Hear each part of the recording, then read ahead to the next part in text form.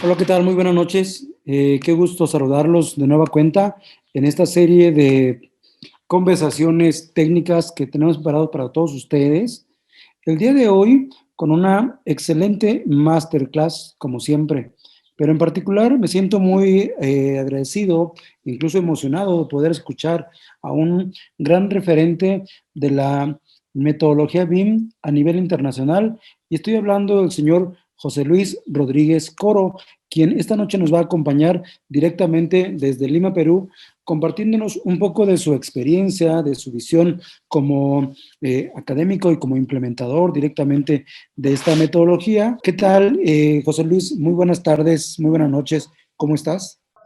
Bueno, muy buenas noches con todos. Un gusto nuevamente participar en una serie de masterclass que muy bien lo viene haciendo Lean Construction México. Mi nombre es José Luis Rodríguez, soy ingeniero civil de Trujillo, Perú.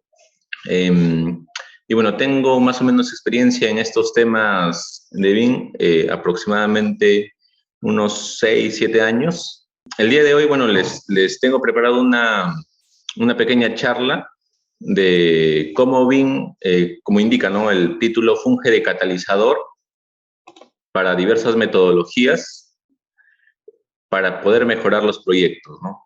Ustedes probablemente sepan que es un catalizador, ayuda en una reacción química a que puedan, digamos, hacerse de forma más rápida, ¿no? Entonces, BIM ayuda, a mi parecer, a mi punto de vista, a hacer que la transformación digital se promueva de forma más rápida en la industria, ¿no?, en la construcción. Quería empezar con esta pequeña, un poquito de historia. Si uno miraba en Estados Unidos, en alguna avenida de alguna gran ciudad, probablemente veía esto en 1900, ¿no? Una avenida con una cantidad de carruajes y probablemente ningún carro, o probablemente alguno por ahí, ¿no? Pero 13 años más tarde, en la misma avenida, ya no teníamos uno, sino un montón de automóviles y probablemente uno que otro carruaje, ¿no?, como el que se muestra ahí. Y si uno ve la historia del automóvil o la industria del automóvil, esta industria está, digamos, caminando a pasos agigantados, ¿no? Actualmente también se ven esto, ¿no? Ya tenemos los autos eléctricos, autos autónomos, y bueno, en el futuro se espera que más o menos así sea el transporte, probablemente privado y quizás público, ¿no? Probablemente en un futuro no muy lejano veamos este tipo de vehículos o algo parecido, ¿no? Ustedes probablemente han visto este pequeño video de esto, no es hace más de como 3, 4 semanas atrás, ¿no?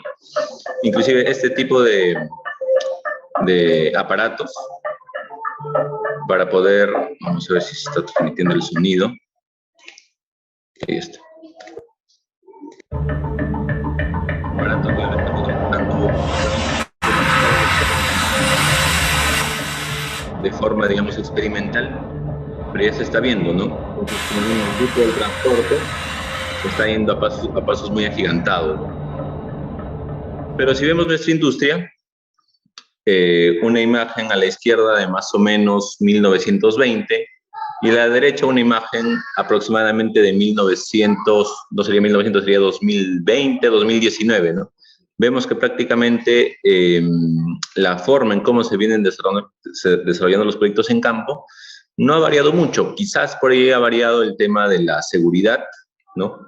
Anteriormente no había mucha seguridad, inclusive los trabajadores ni casco tenían, pero la forma de verter hormigón, de verter concreto, sigue siendo la misma, ¿no? Quizás por ahí con alguna tecnología implementada posteriormente, como tal vez algún vibrador, algún otro aparato, ¿no? Pero a fin de cuentas sigue siendo lo mismo.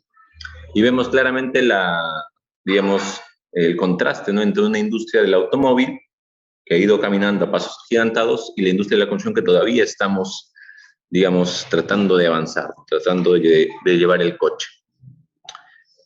Sin embargo, nuestra industria es una de las que aporta buena parte del PIB. Estos son números de Perú, del PBI de Perú, pero a pesar que uno puede decir aporta 5%, 6%, 7% en promedio más o menos durante los últimos 10 años, Esta industria de la construcción ayuda a que las demás industrias, llámese la industria eléctrica, la industria del comercio, pueda desarrollarse sin problema, ¿no? Si ustedes se preguntan, ¿qué pasaría si no hubieran carreteras, no hubieran centros comerciales? Quizás el comercio, el transporte, la agricultura misma, inclusive, porque necesitamos puertos, no se podría dar como se está dando ahora. Así que la industria es una industria de soporte para las demás industrias, es una industria vital.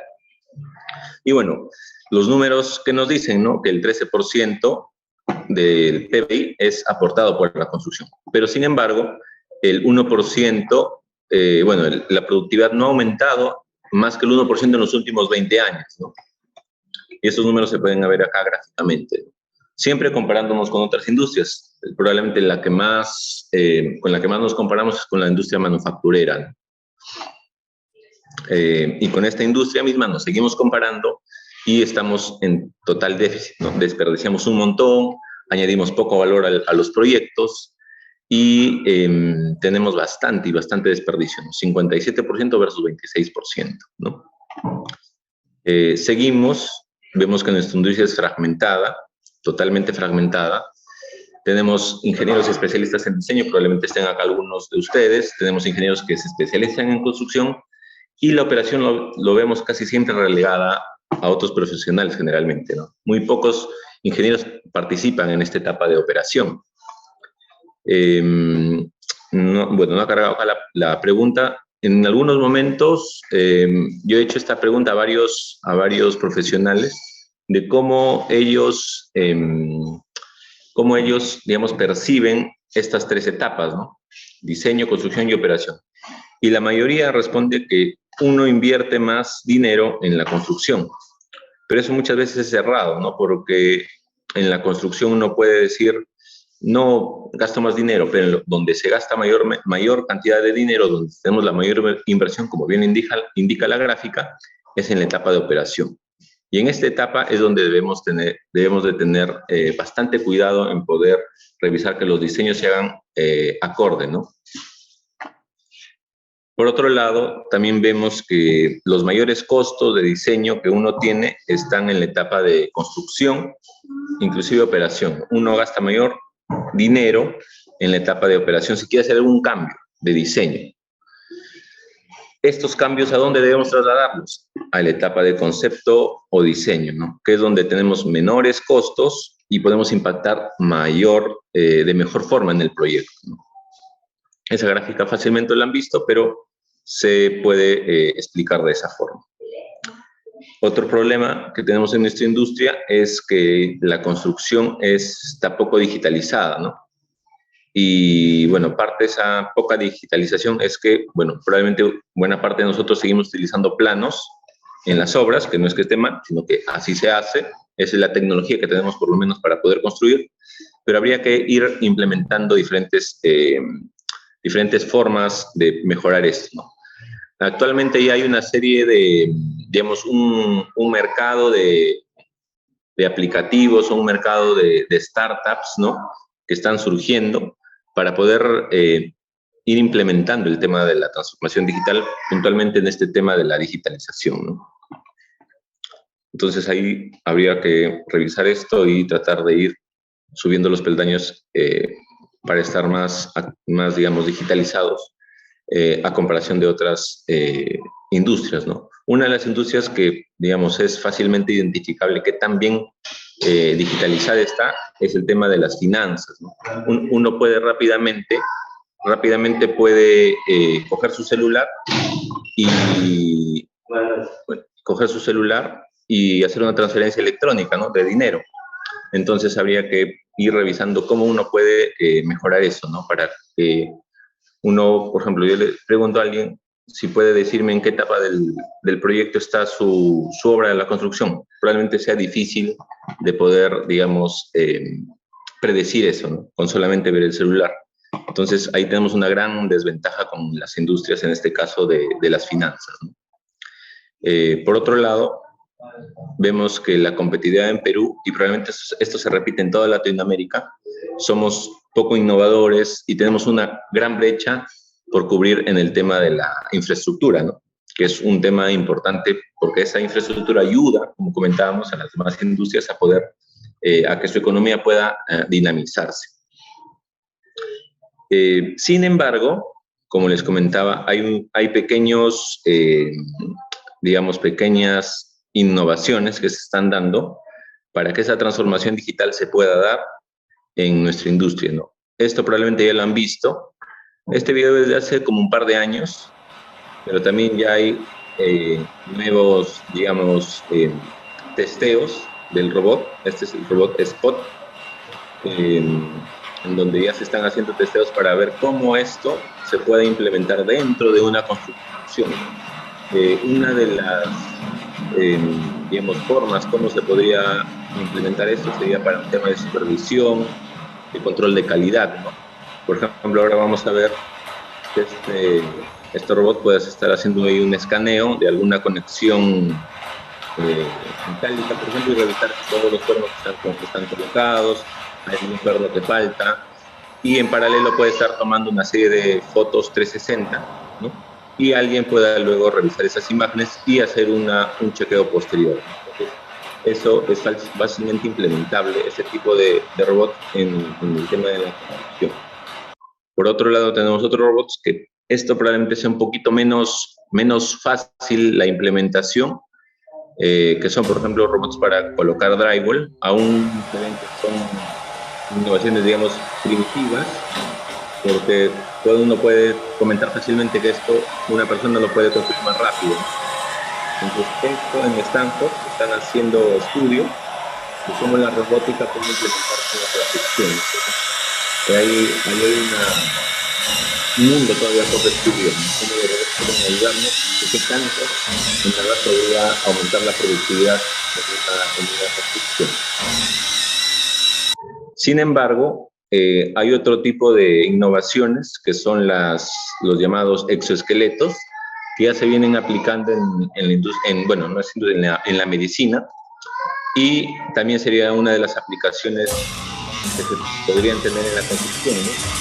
Como este tipo de brazos que te ayudan a liberar el peso, que puede tener un taladro, y eso sí, se ve que va a tener, tiene un gran impacto en la productividad de ciertas partidas, realmente donde se tengan este tipo de equipos y donde el trabajo sea arduo, ¿no? Hay innovaciones, como trae acá, que sí son fácilmente aplicables a las obras,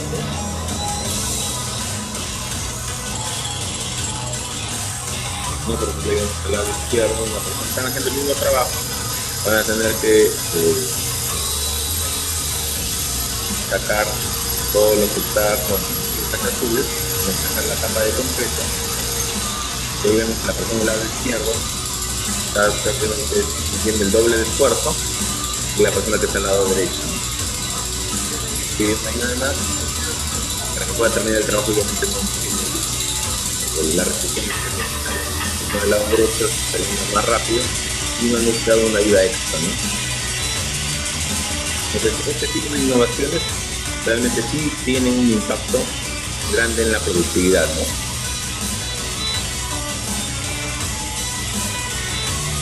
Y con estas innovaciones que hemos visto, digamos, pero sí se están testeando en la industria, algunas probablemente con mayor impacto, otras todavía con menor impacto, sistema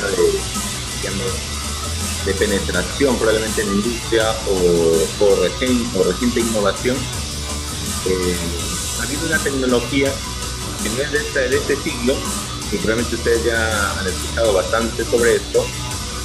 Esta idea de BIM viene del siglo pasado, ¿no? Y es lo que vamos a ver ahora. Antes de eso vamos a ver otro tema que es importante, el tema de los datos, ¿no? Los datos es algo súper interesante. ¿Por qué? Porque, o sea, los datos que tenemos en construcción, ¿no? A eso se refiere. ¿Qué dicen las estadísticas? Nos dicen que el 96% de los datos capturados, o sea, que se capturan durante un diseño de un proyecto, diseño y la construcción, no se utilizan.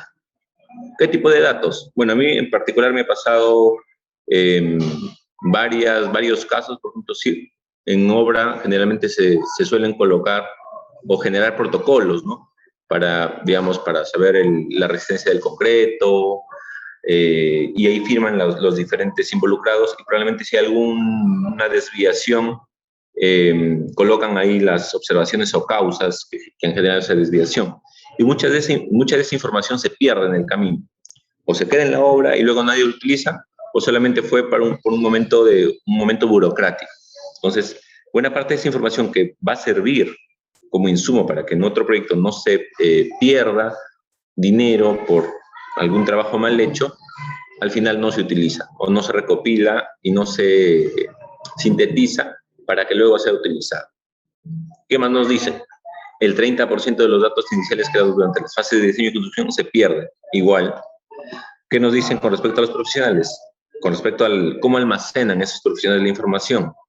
Nos dice, el 29% de los profesionales de la construcción informan que ninguna de las soluciones del software integra. ¿A qué se refiere eso? Cuando uno almacena información, generalmente lo dispersa, ¿no? Uno lo tiene en el correo, otro lo tiene en el WhatsApp, Telegram, distintas fuentes de almacenamiento. Pero esas soluciones no logran integrarse y, digamos, tener centralizada la información. Y eso es un problema. ¿Por qué? Porque después tienen que hacerlo, como bien indica acá, hacer que la información manualmente guardada. No hay algo que es coja acá y lo integre. ¿Eso qué ocasiona? Ocasiona tres problemas importantes. Que haya retrabajo, que se pierda tiempo y que se pierda dinero, ¿no? 52% de retrabajo, 13% de pérdida de tiempo y buena cantidad de dinero perdido. Cuando se hizo esta pregunta, o cuando hice esta pregunta a cierta cantidad de personas, esto fue lo que me respondieron, ¿no? Que la mayoría lo guardaba en Google Drive y en correo. Pero acá, como indicábamos, hay un problema, porque ¿qué pasa si lo guardamos en Google Drive y en el correo a la vez? Probablemente lo que está en el correo, uno no va a poder visualizarlo en Google Drive. Puede estar en tu correo de Gmail, pero no lo vas a tener guardado en alguna carpeta en Google Drive, ¿no? Va a estar en tu correo, ¿no? Las carpetas en Gmail no es que lo que está en el correo automáticamente pasa a Google Drive. Tiene, digamos, dos tipos de almacenamiento distintos, ¿no? Entonces, nunca lo vas a tener centralizado. Y si lo tienes en WhatsApp, peor, ¿no? Entonces, por ahí vamos a tener algunos problemas. Algunos, por ejemplo, lo guardan en Win360, que sí es una buena alternativa, porque todo lo tienes ahí centralizado, ¿no? Pero la idea no es guardarlo acá y guardarlo acá, porque nunca vas a tener probablemente una versión final del archivo que estás editando, por ejemplo, o probablemente tengas información duplicada, ¿no? Pierdes espacio y te genera problemas. Seguimos. Como comentábamos bien, es una tecnología que no es de este siglo, y miren, lo que nos indicaban o lo que más o menos avisoraban el siglo pasado, para ser exactos, en 1962. ¿Qué nos decían los, digamos, ingenieros o arquitectos que en esos entonces más o menos visualizaban cómo iba a ser todo este tema de los datos, de los planos, de los proyectos? Y eso prácticamente es lo que ahorita hacemos, ¿no? Si alguno de ustedes ha hecho algún modelo o ha visto algún modelo, lo que describe acá es lo que ahorita estamos haciendo. ¿Qué nos dicen? El arquitecto luego comienza a ingresar una serie de especificaciones y datos. Un piso de losas de 6 pulgadas, muros de concreto de 12 pulgadas de alto, 8 pies de ancho debe ser dentro de la excavación. Y así sucesivamente. Cuando ha terminado la escena revisada, aparece en la pantalla. Una estructura está tomando forma, lo examina, lo ajusta. Estas listas se convierten en una estructura interconectada cada vez más detallada, que representa el pensamiento de la maduración detrás del diseño real, ¿no? Esto es lo que hacemos. Uno, cuando hace un modelo, coloca unas medidas, ya sea el ancho, el alto del muro, del piso, de la losa, de la viga, etc. Y esos datos que coloca se ven en el modelo representado. Y ese modelo está interconectado con los demás elementos constructivos, losas, vigas. Movemos la viga, se mueve la columna, probablemente si está conectado, o el muro si está conectado. Entonces vemos que esto de acá en el 62 ya más o menos tenían una idea, ¿no? Más o menos cuántos son, hace 60 años, ¿no? Entonces vemos que tenían una idea de cómo el BIM iba a ser, ¿no?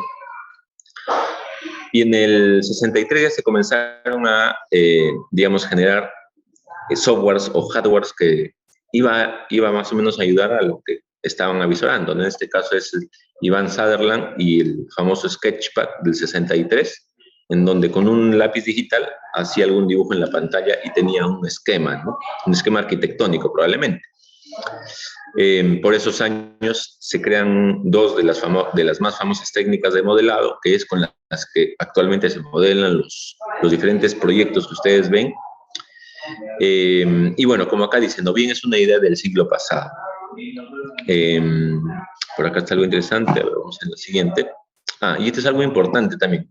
En esta pequeña imagen, que luego fácil por ahí les voy a alcanzar, acá se muestra toda la historia de los programas BIM, ¿no? Que todos tienen un inicio en las universidades, o sea, todos nacen prácticamente en la academia, por algunos profesores o arquitectos y probablemente grupos de estudio, ¿no? Nacen en las universidades, llámese la Universidad de San Petersburgo, algunas universidades de Austria, de Estados Unidos, de Inglaterra, por ahí de Holanda, ¿no?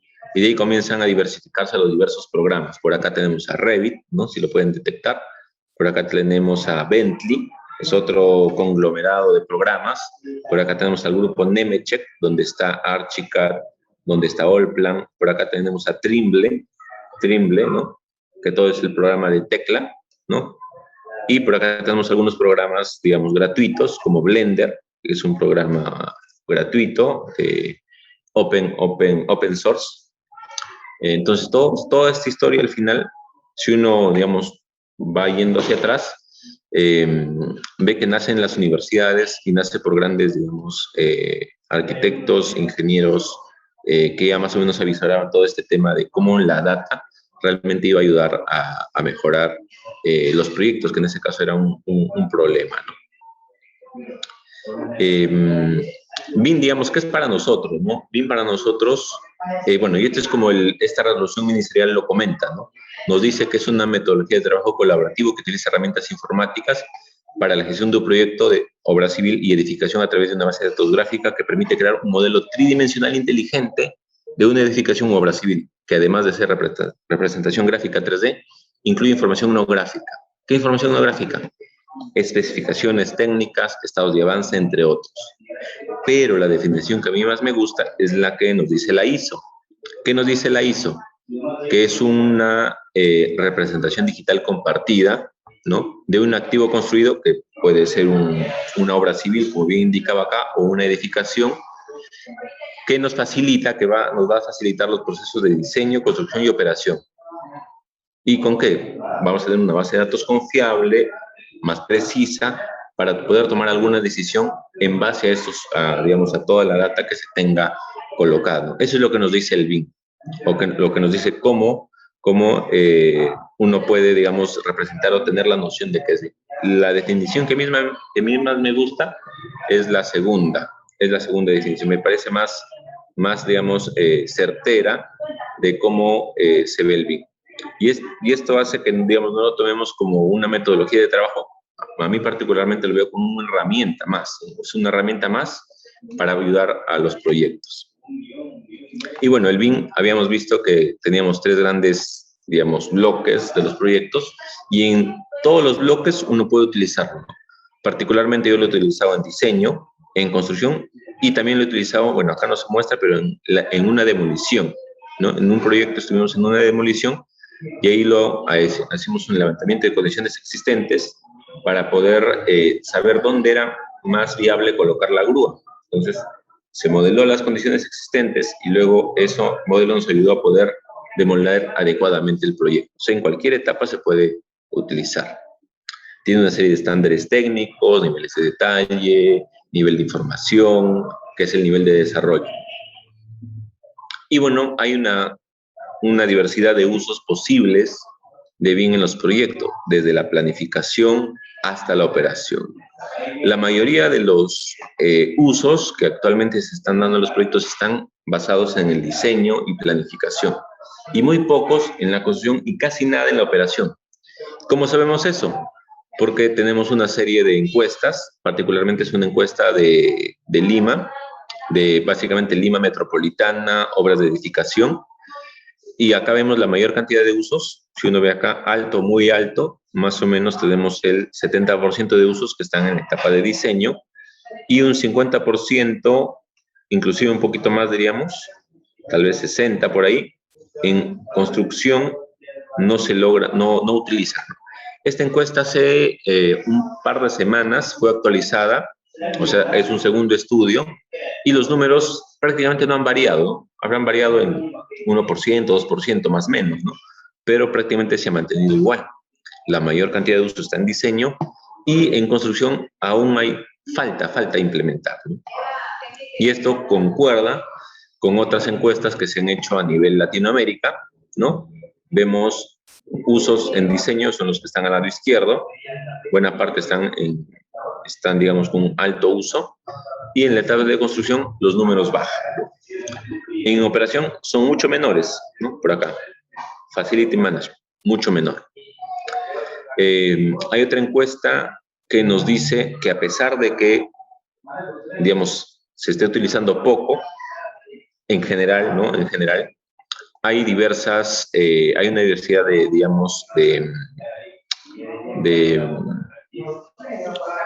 factores que ayudan o que los beneficios, ¿no? Mejor dicho, los beneficios.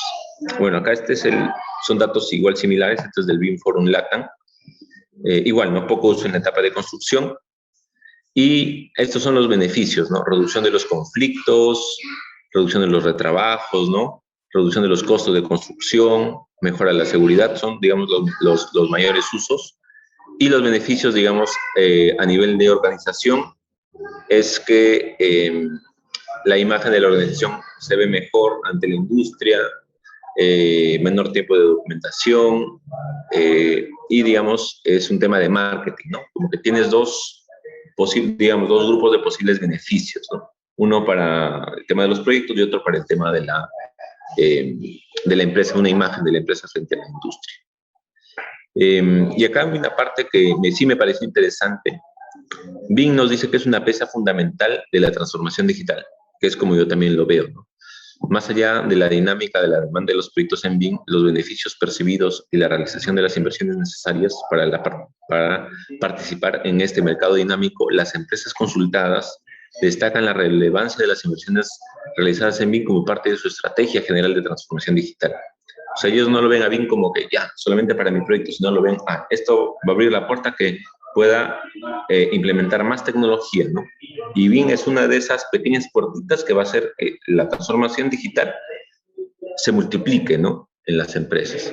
Uno comienza a utilizar BIM y dice, pero si utilicé esto, puedo mejorar en esto, ¿no? Pero para mejorar en esto necesito implementar otra metodología o tengo que implementar alguna otra aplicación que no necesariamente tenga que ver con BIM, pero puede ayudarme a que probablemente el proyecto se dinamice o se realice de mejor manera. Entonces, BIM es una pequeña puertita que te va a hacer que el proyecto o la empresa pueda visualizar más cosas, ¿no? Y es, al fin de cuentas, un catalizador porque tú puedes multiplicar toda la forma en cómo se viene gestionando, ¿no? Por otro lado, acá nos dice empresas según la tasa del ROI, ¿no? El ROI es el retorno de la inversión y destaca más o menos buena positividad en el tema del ROI, el retorno de la inversión. Uno invierte y obviamente piensa o quiere un retorno positivo, ¿no?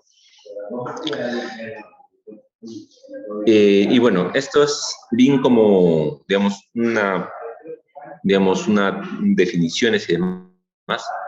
¿Cómo esta herramienta podemos complementarla con otras metodologías, ¿no? Porque a fin de cuentas es una herramienta que tiene, como hemos visto, estándares, beneficios y una serie de cosas que nos ayudan a que el proyecto pueda, digamos, tener una cierta mejora. Pero podemos potenciarla con otras herramientas. Y hay una serie de estudios que se han hecho, por ejemplo, de cómo implementar el tema Agile, ¿no? Por ejemplo, me parece que es una tesis de maestría, que es Agile Project Management with BIM basado en un Common Data Environment, un entorno común de datos. Es una tesis.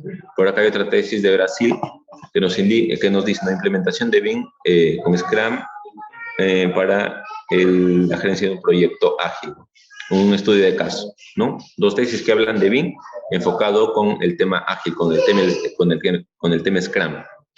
Por otro lado, acá nos hablan en otra tesis, es una tesis de Lima, estructuración y planeamiento para la edificación de 9 niveles bajo enfoques PMI, BIM. Y acá hay otra tesis, más o menos del mismo año, de España, implementación de BIM en la dirección de proyectos. Y esto también es con el PMI, ¿no? Por un lado tenemos, con el PMI se lleva, digamos, bien, con el tema AI también se lleva bien, hay estudios, hay tesis, y estas son, digamos, una muestra pequeña, porque, digamos, en lo que se estaba haciendo los slides, se ha ido revisando y hay un montón de información. Si uno comienza a hurgar, va a encontrar un montón de información, papers, tesis, en inglés, en portugués, en español, de cómo BIM se puede complementar con otras metodologías, se puede amalgamar con otras metodologías, en este caso Agile y PMI. Y bueno, otra de las metodologías, digamos, por defecto, podríamos decir, o prácticamente como con las que nació BIM, es con el tema VDC, ¿no? Por ejemplo, acá nos dice Virtual Design and Construction alineado al BIM y Lean en la práctica, ¿no? Es un paper. Por acá hay otro, Lean BIM, digamos, la estructura para la planificación, el sistema Last Planner y BIM, ¿no? Basado en BIM, caso de estudio, ¿no? Tenemos el VDC, tenemos Lean, ¿no? Otra de las metodologías con las que BIM amalga de forma, digamos, de forma adecuada, ¿no? Vamos a hablar de dos en particular. Este es VDC, ¿no? Probablemente esta imagen ya la han visto, es de BIM Corner, que hace excelentes gráficos. Y acá nos muestra VDC como una de las 3 patitas de esta mesa, ¿no? Que es toda la metodología. BIM es, digamos, el tema del proyecto digitalizado virtualmente. Ahí son las reuniones de ingeniería concurrente. Y PPM es el Product Production Management, ¿no? Que más o menos es similar a las plantas. Más o menos, tiene ciertas cosas similares. Y todo esto soporta la metodología, ¿no? Soporta la metodología, a la metodología VDC. VDC es una metodología que nos ayuda a poder gestionar un proyecto, ¿no? Y una de esas partes es BIM. VDC se podría llevar a cabo sin tener BIM, sí, probablemente con ciertas dificultades, pero se podría hacer, ¿no? Inclusive VDC no es que ICE es de VDC, ICE es otra metodología que nace en otro lado, nace en la NASA, ¿no? Para poder gestionar de mejor manera sus proyectos. Igual, o sea, VDC es como un Frankenstein, ¿no? Tiene BIM, tiene ICE y tiene PPM, ¿no? Y las 3 metodologías se han tratado de sintetizar para que esta metodología, digamos, pueda funcionar. Y acá nos dice, no, se enfoca en las metas del proyecto para reducir los costos, los recursos innecesarios a lo largo de las fases tanto de diseño, ingeniería, ejecución y cierre del proyecto, sin descuidar la calidad y seguridad. Esta metodología se basa en el uso de herramientas tecnológicas para disminuir la variabilidad y el aseguramiento de la administración del plazo y del costo. En esencia, VDC es construir 2 veces, lo que nos dice el slide. Sin embargo, hay otra metodología que probablemente no sea muy utilizada aún en la construcción, porque no es que sea de nuestra industria. Inclusive el Lean Construction no viene de la industria, ¿no? El Lean como tal viene de la manufactura, ¿no? Viene del pensamiento Toyota, no es que nace en la construcción, la adaptamos. Al igual forma que Scrum. Scrum tampoco nace en la construcción, ¿no? El Scrum nace en la industria del software. Y hay una serie de papers, como hemos visto hace un momento, de estudios, de tesis, de cómo Scrum implementarla en la construcción. Inclusive, acá en Perú hay un ingeniero que implementó Scrum en la construcción, sin BIM, ¿no? Scrum como tal, para construir un proyecto. Scrum generalmente trabaja en entornos, digamos, un poquito caóticos, complejos, ¿no? Que son cosas realmente novedosas que nunca lo hemos visto, ¿no? Particularmente, donde estoy ahorita, hubo un problema en el 2017, que es de lo que versa más o menos el estudio del ingeniero, en donde hubo una inundación. Probablemente ustedes lo han escuchado por las noticias, ¿no? Y se inundó buena parte de la ciudad de Piura. Y en el norte también, de Trujillo y otras ciudades se inundaron. En Piura en particular, al ser, digamos, tiene zonas bajas y no hay un sistema de drenaje, actualmente eso ya se está corrigiendo, y se inundó un centro comercial que se llama Open Plaza. Se inundó el primer piso. Entonces, ¿cuál era el objetivo de la constructora o de la construcción donde aplicaron Scrum? Bueno, fue uno de los primeros, digamos, casos de aplicación. Tenían que remodelar o refaccionar tenían que refaccionar digamos, la infraestructura, y para eso utilizaron Scrum, ¿no? Para poder, digamos, hacerlo más ágil, ¿no? En este caso en Scrum se tienen tres grandes definiciones. Tenemos el Product Owner, que es el cliente, que en este caso particular el Product Owner era el jefe de infraestructura del proyecto o del centro comercial. El Scrum Master era el ingeniero, que era el director del proyecto, el jefe de proyectos, y el equipo de desarrollo eran los ingenieros, oficina técnica y todos los obreros que estaban participando en el proyecto. Entonces, mediante esa forma distinta de llevar el proyecto, ¿no? Con tres roles distintos a los que estamos acostumbrados, probablemente roles internos, porque ante, digamos, sugerencia tenían color residente, etc., ¿no? Pero con esa forma distinta pudieron entregar el proyecto a tiempo, ¿no?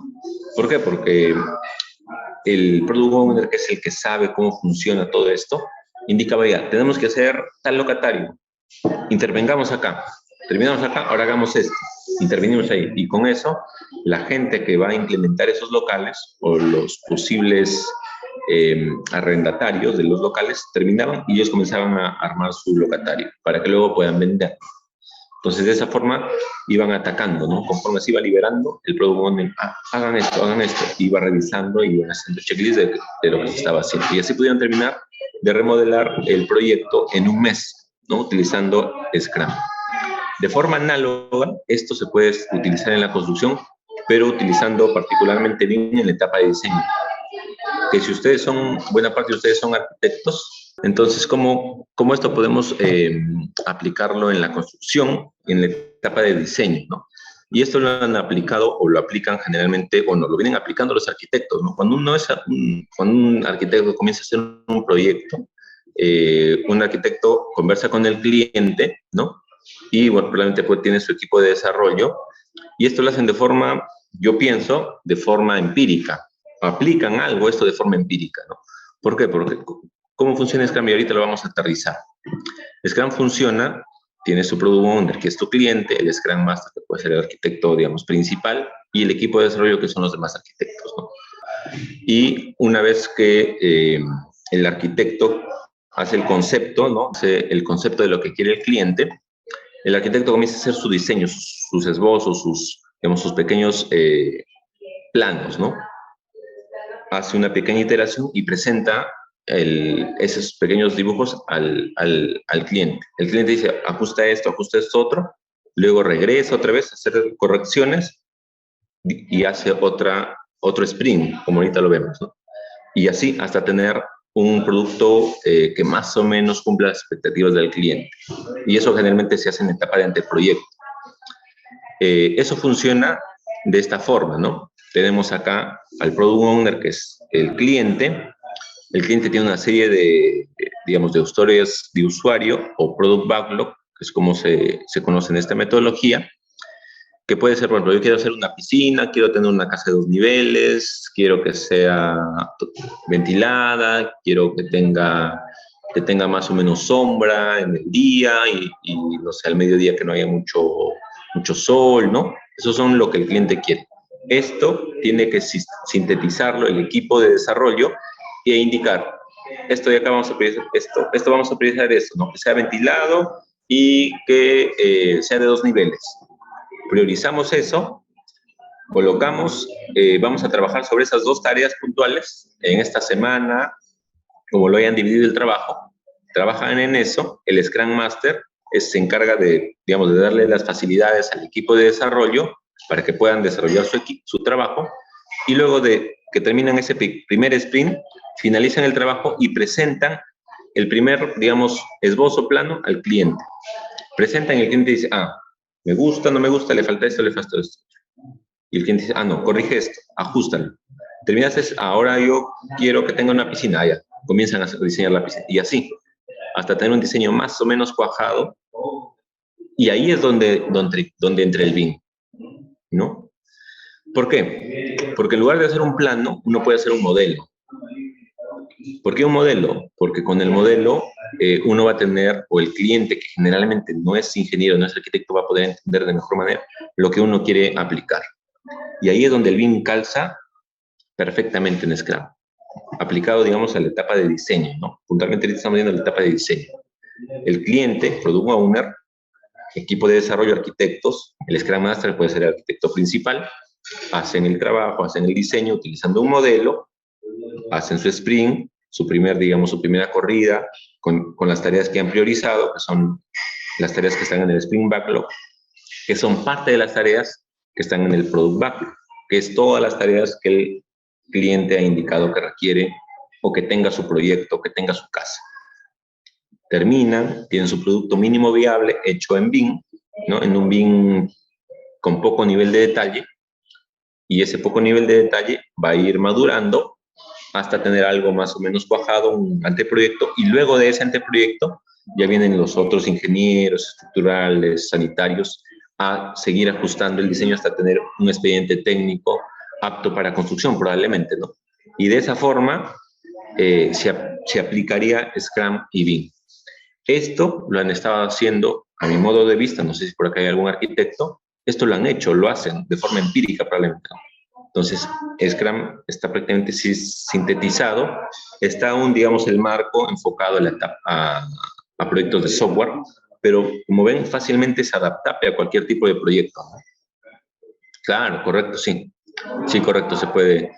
Yo lo he utilizado, inclusive lo he utilizado también porque yo no sabía que existía. O sea, te hablo de como hace 4 años, cuando estuvimos haciendo un proyecto de un supermercado, lo utilizamos, ¿no? Nosotros hacíamos, no, el cliente nos indicaba, era un supermercado, necesito hacer esto, mi supermercado tiene que tener esto, tantos metros cuadrados de tienda, tantos metros cuadrados de trastienda, zona de locatarios, ya. Con esa información y con un pequeño esbozo, porque el cliente también tenía sus ingenieros. Sí, justo en eso voy a estar trabajando. Digamos, ahorita yo me estoy enfocando en Scrum y en BIM.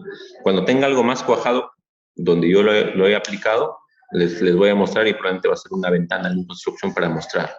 Les comento más o menos del proyecto donde apliqué, que fue aplicado de forma empírica porque no sabía que existía esto, ¿no? Hace como 4 años atrás. Entonces, el cliente nos indicó lo que él requería, tanto sus requerimientos. Con esa información, nosotros trabajamos, que éramos parte, digamos, de una gerencia de proyectos que teníamos arquitectos, ingenieros a cargo, y yo me encargaba de coordinarlos, y cada cierto tiempo, que más o menos era cada 2 semanas, teníamos reuniones con el cliente, y el cliente también participaba, la gente de operaciones, que son los que saben generalmente de estos temas, ¿no? De infraestructura, de lo que necesita el proyecto. Se conversaba con ellos y decían, ah, no, necesitamos esto, ah, pero por acá mejor esto hay que moverlo, porque por acá puede haber un problema con el tema de la iluminación o del tránsito de la mercadería. Entonces, con esa información, otra vez regresábamos y verificábamos, ah, movemos esto, ya, se puede, sí, ya, seguimos. Terminamos y íbamos presentando al product owner, al cliente o a su equipo de infraestructura, y así, hasta tener el proyecto cuajado.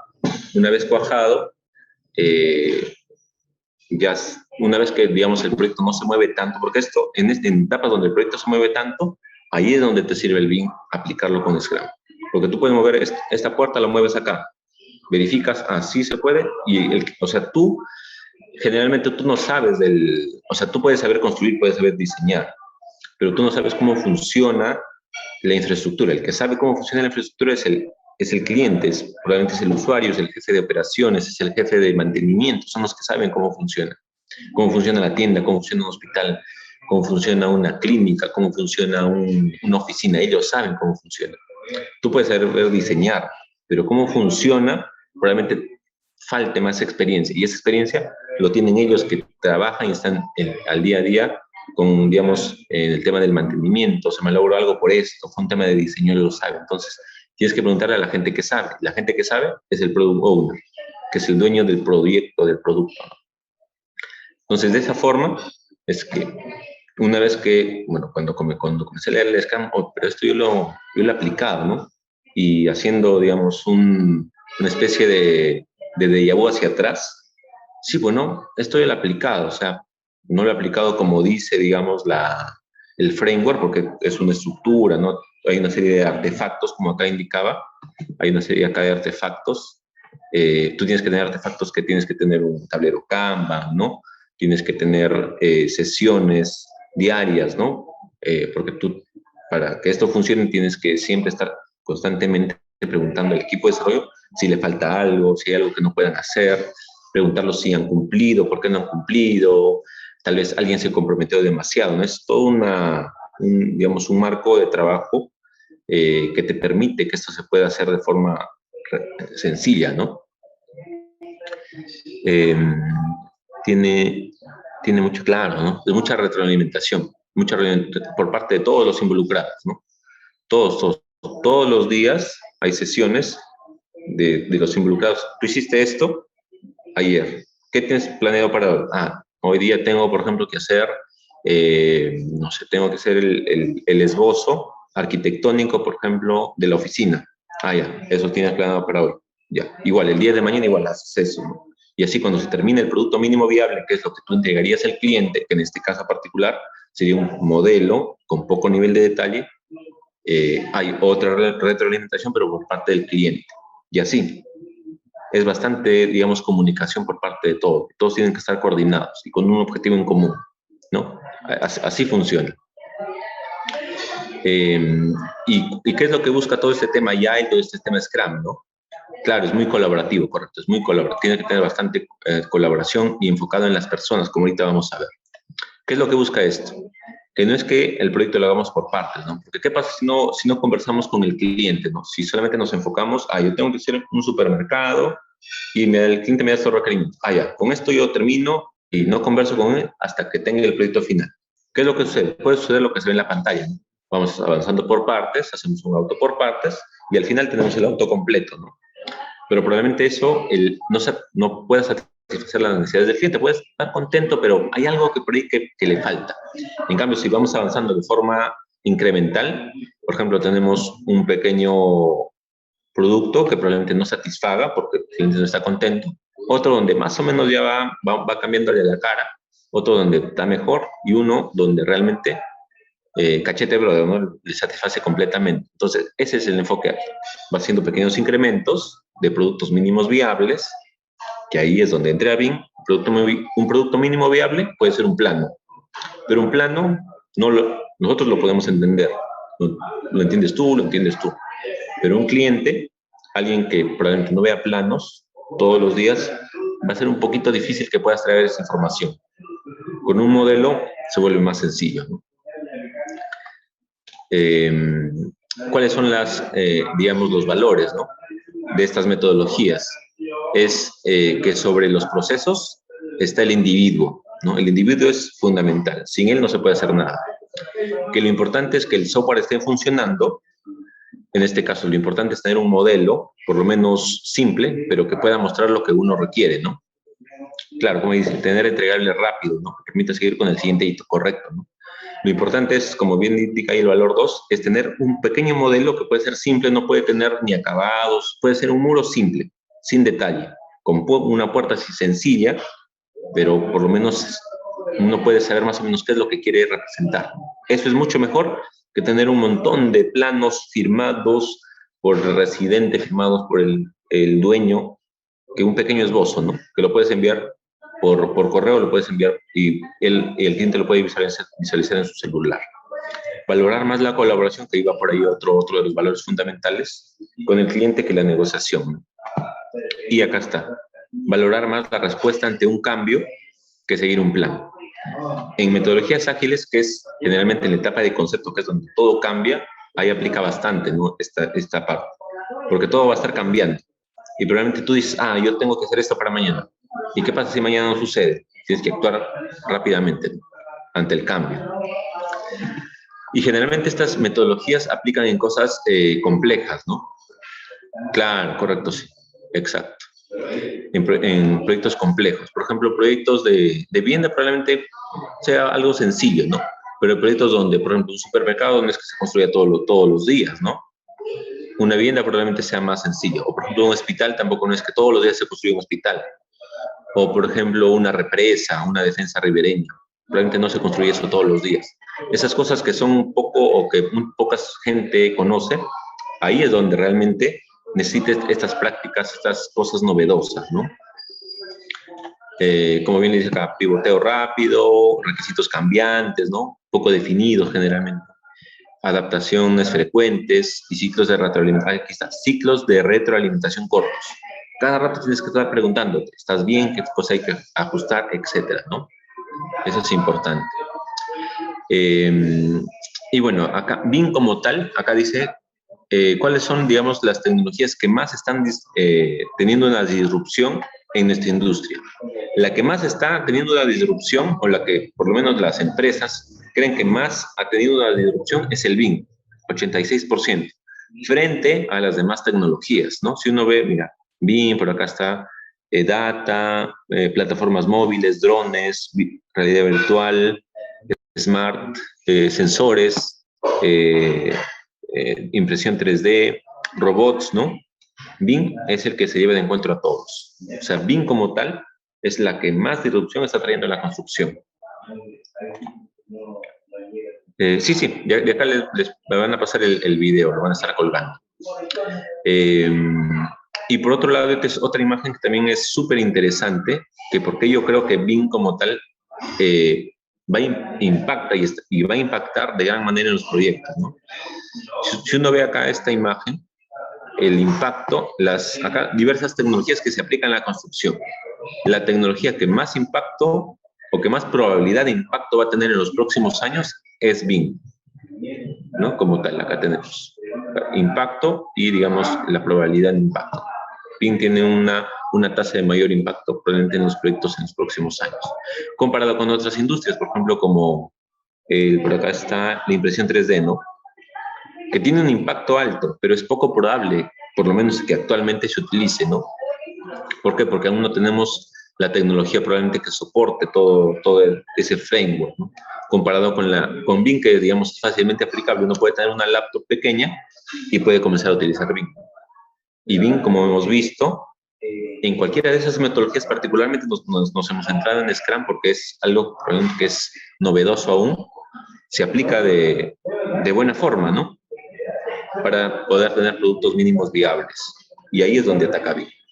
En BDC también, porque, digamos, nace con BDC, y en PMI también, ¿no? En PMI también nos ayuda. Pero en Scrum nos hemos querido enfocar en esta noche. Seguimos a ver por acá. Bueno, este es uno de los proyectos más o menos. Este proyecto que les comenté es este supermercado, que fue en el 2017, hace como 4 años atrás, ¿no? Que es donde apliqué BIM con un Scrum, digamos, que uno conocía que se llamaba así y que lo utilizamos más o menos de forma, digamos, experimental, sin saber que existía, ¿no? De forma, como bien se dice, de forma, no es la palabra experimental, intuitiva probablemente, ¿no? Se aplica en este tipo de proyectos BIM con esa metodología que no sabía que existía, y también en otros proyectos, desde proyectos sencillos de vivienda hasta proyectos complejos de vivienda, ¿no?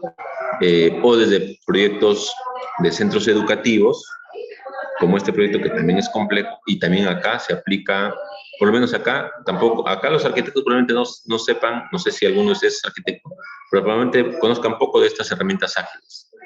Y los arquitectos podrían aplicar y darle más potencialidad a este tema de Scrum, porque el arquitecto es el que tiene el primer contacto con el cliente.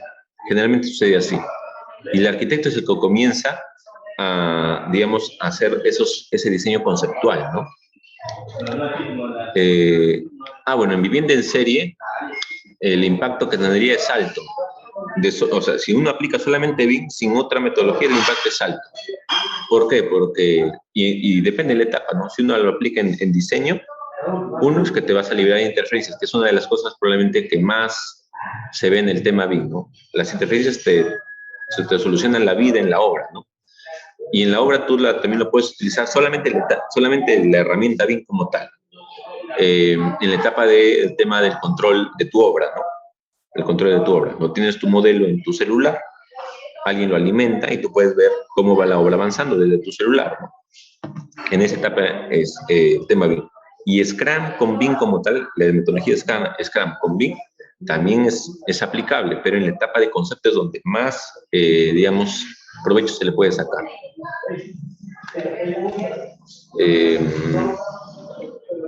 Bueno, este es otro proyecto donde, digamos, no se pudo aplicar Scrum como tal, pero se han aplicado algunas cosas de Scrum, porque, digamos, no es que tampoco uno sea dueño del proyecto, pero por lo menos algo se ha podido hacer.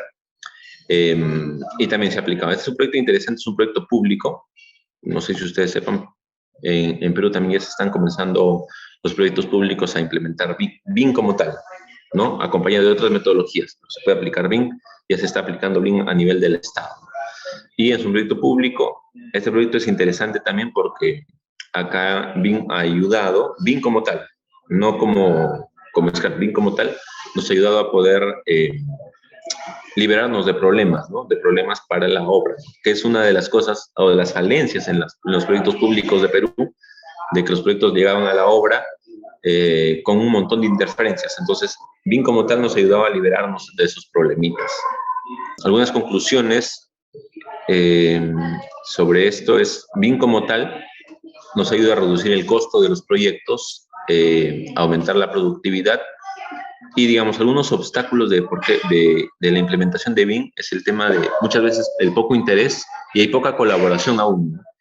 BIM y BIM como Scrum, BIM como BDC, BIM como Lean, BIM como PMI, necesitan colaboración. O sea, si no hay colaboración, va a ser difícil que esto pueda masificarse más, ¿no?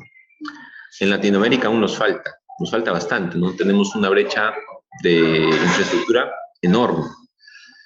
Si aún, imagínense, la Panamericana que conecta Tierra del Fuego con Alaska, no está conectada, hay un tramo en Colombia o Venezuela me parece, que no está conectada. O sea, tenemos una infraestructura pendiente, ¿no? A nivel Latinoamérica. Y no solamente de vías urbanas o carreteras, puentes probablemente falten, hospitales. En la pandemia probablemente, y a nosotros por lo menos nos ha desnudado el tema de la pandemia, nuestra falta de infraestructura hospitalaria. No hemos tenido la respuesta necesaria para poder, combatir el COVID con infraestructura hospitalaria.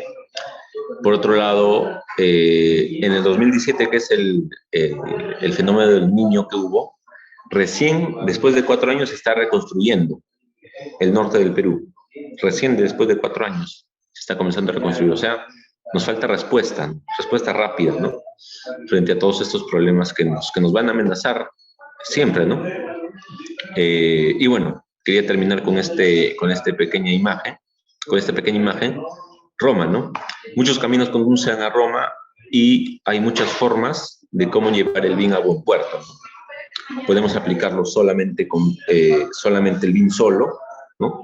Podemos aplicarlo con alguna otra metodología que va a ayudar a que la metodología pueda mejorar de mejor forma, para la redundancia, el proyecto, llámese con Scrum, con BIM, con BDC, con Lean, con PMI, con cualquiera va a funcionar. Y va a depender del tipo de proyecto, qué metodologías de las que tenemos funcionaría mejor, ¿no? Probablemente un proyecto simple, uno puede utilizar PMI o Lean. Un proyecto más complejo, probablemente que pocas veces se ve, puede utilizar Scrum, ¿no? Que te va a ayudar a que sea más ágil, más retroalimentación, más colaboración, estar el día a día con todos, probablemente sea más aplicable, pero con cualquiera de esas, BIM amalgama y cataliza a cualquiera de esas metodologías para que toda, la gestión pueda llevarse de mejor forma. Y esa pequeña puertita que es BIM va a abrir a que otras metodologías, otras aplicaciones puedan ayudar a que la industria se transforme digitalmente, que es lo que nos falta, ¿no? Como hemos visto, nos falta un montón por hacer. Y bueno, probablemente de acá a unos años, las infraestructuras que estemos haciendo terminen así, ¿no? No en ruinas, pero probablemente admiradas por cómo se llevaron a cabo. Lo que yo pienso es que, bueno, por ahí creo que también preguntaban eso, sería aplicar lo poco que tenemos a la mano, empezar con algún programa open source, que sería probablemente lo más fácil, y esa pequeña puertita que nos va, o sea, que se va a habilitar, nos va a habilitar a un mundo, digamos, de grandes posibilidades. Probablemente eso suene un poquito utópico, pero es la verdad. Así que empezar con lo poco que tengamos en la mano, algún programa gratuito, alguna metodología que probablemente ya esté testeada, y eso nos va a habilitar una puerta, digamos, pequeña, pero un mundo enorme de grandes posibilidades, ¿no?